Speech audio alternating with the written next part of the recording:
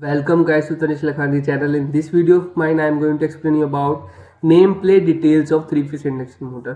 तो nameplate की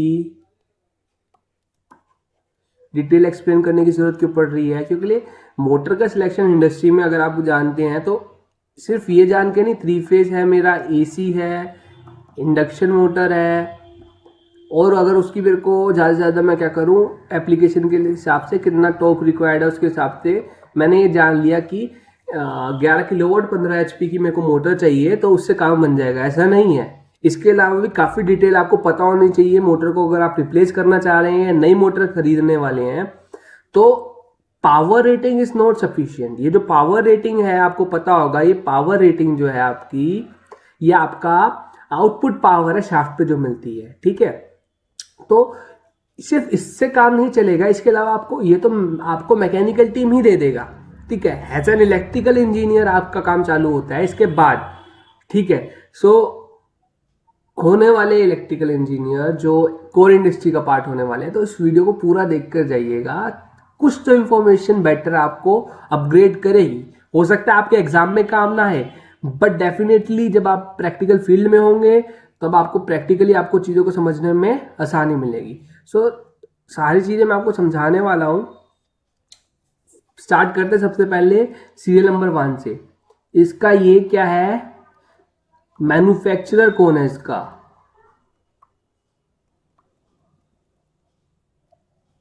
उसकी डिटेल है। ये ABB है, इसके अलावा क्या हो सकता है, सीमेंस बनाता है, मैंने बनाता है।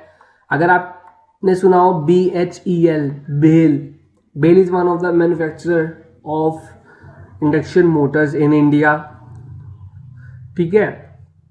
इसके अलावा यहाँ पे पोलैंड का एड्रेस मेंशन है, ठीक है। यहाँ इसकी जगह आपको क्या देखना, मैन्युफैक्चरर कौन है वो लिखा होता है। इंडिया में मेड इन इंडिया है या फिर कह लीजिए जर्मनी है, ठीक है।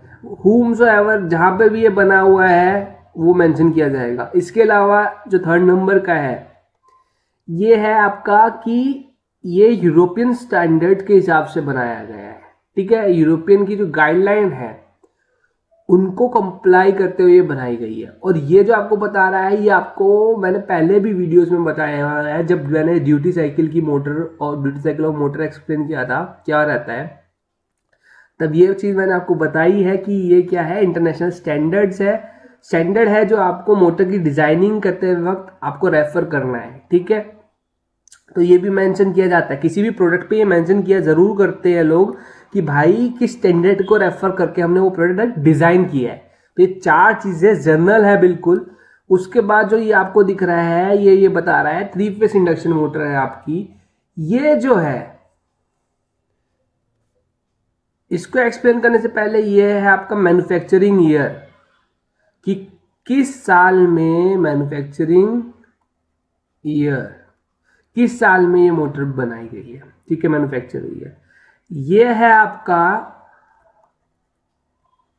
Model number. भाई मेरी मोटर जो बनाई गई है उसका मॉडल नंबर क्या है, तो मॉडल नंबर है, और यहां पे ये जो नंबर लिखा हुआ है 8 नंबर, वो है मेरा सीरियल नंबर। सो ना मैंने एक वीडियो देखी थी जब मैं जस्ट ज्वाइन किया था अपने जॉब पे, तो वहाँ पे क्या था ना, किसी वीडियो में ये एक्सप्लेन किया हुआ था नेम प्लेट ही, मोटर की नेम प्लेट ही, क्योंकि मेरे को वहाँ दिक्कत आ रही थी तो मैंने वीडियो रेफर किया, ठीक है। सो मॉडल नंबर और सीरियल नंबर वहाँ पर सेम ही बताए गए हैं, बट जनरली मुझे इतना तो आइडिया था उस टाइम भी कि model number is different from serial number. Serial number एक ऐसी चीज है जो किसी भी प्रोडक्ट का, अगर आपके पास जो है उसका मॉडल नंबर सेम हो सकता है 10 लोगों के प्रोडक्ट से, but serial number her product का यूनिक होता है, ठीक है। सो मॉडल नंबर इज समथिंग जो आपको इंफॉर्मेशन देगा about the construction of product, कि उसके फीचर्स क्या है। कंस्ट्रक्शन ये कह लीजिए उसकी स्पेसिफिकेशन के हिसाब से आपको मिलेगा। एक मॉडल के नंबर के नीचे 50 मोटर हो सकती है जिनके डिफरेंट सीरियल नंबर है, जिनका एक मॉडल नंबर है बट 50 सीरियल नंबर है, ऐसी मोटर होती है। ठीक है, तो serial number are always different, model number can be same. ठीक है, इसके अलावा हमारे इलेक्ट्रिकल पैरामीटर्स भी तो रहते हैं भाई, उसके बिना काम कैसे चलेगा। तो रेटेड वोल्टेज क्या है, बहुत इंटरेस्टिंग चीज है, मैं आपको बताता हूं। एलटी मोटर है, 415 वोल्ट के लिए डिजाइन की गई है और इंडिया के लिए डिजाइन हुई है, मार्केट के लिए तो 50 हर्ट्ज, और अगर बाहर के लिए तो somewhat similar to this, they write like that. ठीक है, मतलब जहां पे 60 हर्ट्ज यूज होता है। ठीक है, इसके साथ साथ ये लोग क्या करते हैं, आपको वाइंडिंग को कनेक्ट करने का बताते हैं कि आपको डेल्टा में कनेक्ट करोगे तो 415 अप्लाई कर सकते हो आप, और 690 आपका अप्लाई कर सकते हो जब आप उसको स्टार में। अरे बहुत कंफ्यूजिंग है ये तो, कि भाई एक टाइप ऑफ कनेक्शन करेंगे तो 415 आएगा भाई, और एक टाइप ऑफ कनेक्शन करेंगे यानी स्टार कनेक्ट करेंगे तो 690 हम अप्लाई कर सकते हैं। ऐसा कैसे कर सकते हैं भाई, सिंपल है, इसमें कोई क्या कहते हैं, कोई रॉकेट साइंस नहीं है, इसमें जस्ट एक ध्यान देने वाली बात है जो आपको इधर अभी समझा देता हूं मैं। एक मिनट बस। अब देखो, 415 जब मैं अप्लाई करूंगा तो वो 415 मेरा अप्लाई होगा इस वाइंडिंग के अक्रॉस। ठीक है, तो इसकी जो फेज वोल्टेज होगी वो क्या हो जाएगी, 415। तो इस वाइंडिंग के अक्रॉस जो इंसुलेशन होगी वो उतनी प्रोवाइड की गई है कि ये 415 वोल्ट तक बियर कर सकती है। इतना समझ में आया। जब मैं स्टार में कनेक्ट करूंगा तो मैं करूंगा लाइन वोल्टेज, और लाइन वोल्टेज कहां अप्लाई होगी, यहां पे जहां मैंने आपको दिखाया, तो ये हो जाएगा आपका VL। लेकिन जब वो यहां पहुंचेगा फेज पे तो वो क्या हो गया, हो जाएगा फेज वोल्टेज, और वो हो जाएगा 415। ठीक है, तो एक्चुअल में जो वोल्टेज मेंशन की गई है नेम प्लेट पे, ये जो वोल्टेज है ये लाइन वोल्टेज है, और लाइन वोल्टेज है तो आपको बताया गया 690 आप कब अप्लाई कर सकते हो, जब आप स्टार कनेक्ट कर रहे हो, 400 कब कर सकते हो, जब आप डेल्टा कनेक्ट कर रहे हो। ठीक है, तो सिर्फ इसका लेना देना आपके इंसुलेशन से है। आगे चलते हैं, 50 हर्ट्ज के लिए डिजाइन है मोटर। किलोवाट रेटिंग, किलोवाट के साथ साथ मोटर में एचपी भी जनरली दिया जाता है, कितना हॉर्स पावर है। ठीक है, आरपीएम, आरपीएम आपको मेंशन रहता है, साथ ही साथ कभी कभी मोटर की नेम प्लेट पे आपको नंबर ऑफ पोल्स भी दिख जाएंगे। ठीक है, इसके अलावा इसका फुल लोड करंट है, ये 100% लोडेड। जब मैंने 100% लोडेड बोले तो जब मैंने 11 किलोवाट की मोटर की शाफ्ट, 11 किलोवाट आउटपुट पावर जो मैंने ड्रॉ करी इस मोटर की शाफ्ट से, तो उस टाइम पे कितना करंट फ्लो करा वो है ये। ठीक है, ऐसे मोटर की नेम प्लेट में 75% पे कितना करंट फ्लो करेगा, 50% पे कितना करेगा, 25% पे कितना करेगा, डेटा शीट में सब मेंशन किया जाता है। साथ ही साथ इसके रिस्पेक्टिव करंट के साथ साथ एफिशिएंसी क्या है, जैसे यहां तो एफिशिएंसी मेंशन किया गया है 97, 91.4, 91.8, 91.1। ठीक है, तो ये सारा मेंशन किया गया है। ठीक, इसके अलावा पावर फैक्टर, पावर फैक्टर भी मेंशन किया जाता है। ये तो हो गए इलेक्ट्रिकल पैरामीटर जो आपको पता होंगे ऑलरेडी, मैं जस्ट एक्सप्लेन कर रहा था आपको। इसके अलावा ड्यूटी साइकिल, भाई मैं ड्यूटी साइकिल के बारे में एक चीज बताना चाहता हूं जो मैंने रिसेंटली एक्सपीरियंस किया है, जितना मैंने डेटा शीट देखी है, हो सकता है मैं गलत भी हूं, पर मैंने ना S1 और S4 के अलावा कोई ड्यूटी साइकिल की मोटर अभी तक देखी नहीं है प्रैक्टिकली प्लांट में, और most of the motors are S1 class. ठीक है, अगर कुछ समझ नहीं है S1 ले लो।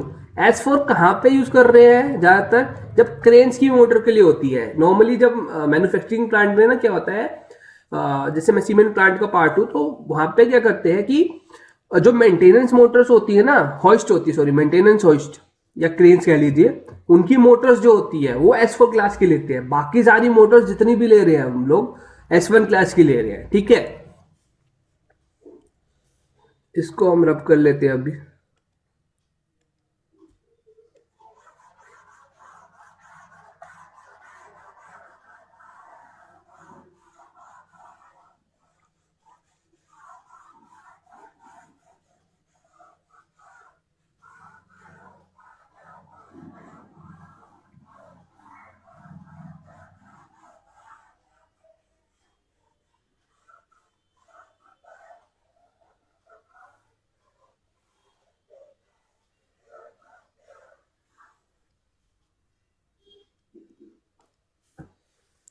अच्छा, ये मॉडल नंबर जो मेंशन किया गया है इसमें ये जो है ना IMB3, ये इसका टाइप ऑफ कंस्ट्रक्शन है।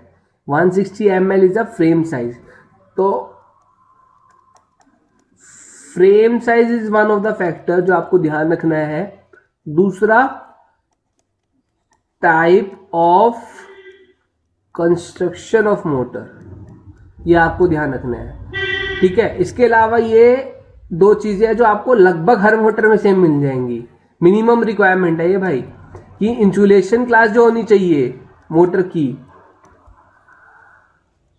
वो F क्लास का ही होना चाहिए। यानी मोटर जो है इतने, F क्लास क्या बताता है, टेम्परेचर बताता है भाई इतने टेम्परेचर तक मेरी मोटर बियर कर सकती है, 155 डिग्री सेल्सियस।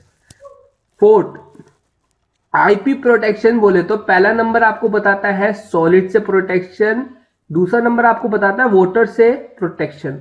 और जितना हाई नंबर होगा उतना प्रोटेक्टेड मेरी वो प्रोडक्ट होगा। अभी यहाँ पे मोटर की बात करें तो मोटर मेरी उतनी प्रोटेक्टेड होगी। और ये सारे पैरामीटर्स तो already we have explained, I have explained sorry. Duty cycles के लिए मैंने पार्ट एक वीडियो बना रखा है। एफिशिएंसी क्लास हो गया। इसके अलावा ना ये वेट मेंशन है, मोटर का कितना वेट है, जनरली आपको ये हर मोटर में दिख जाएगा। इसके अलावा ये काफी इंपॉर्टेंट चीज है, ये क्या है, ये बियरिंग नंबर रहता है। जो मेरी मोटर्स होती है उनको बियरिंग देते हैं हम। आपने सबने देखा होगा जनरली फैन का बियरिंग देखा होगा घर में, अगर अभी इंडस्ट्री में नहीं गए कभी तो बियरिंग नंबर में आपको दो बियरिंग का नंबर रहता है, ड्राइविंग एंड का और नॉन ड्राइविंग एंड का। ड्राइविंग एंड कौन सा होता है, जो मेरा जहां से मेरा शाफ्ट बाहर आता है, ठीक है, जहां से मैं उस मोटर को कनेक्ट कर सकता हूं, चाहे पंप से चाहे फैन माउंट कर सकता हूं उस पर। ठीक है, तो ये मेरा ड्राइविंग एंड हो गया जहां से मेरा शाफ्ट बाहर आ रहा है। दूसरा क्या होगा, नॉन ड्राइविंग एंड। तो ये दोनों का नंबर है। ठीक है, आई होप आपको ये वीडियो अच्छा लगा हो। अगर वीडियो अच्छा लगा हो तो प्लीज लाइक करिए, सब्सक्राइब करिए मेरा चैनल और शेयर करते रहिए। इसी तरह अपना प्यार बनाए रखिए और thanks for supporting, thanks for watching my video.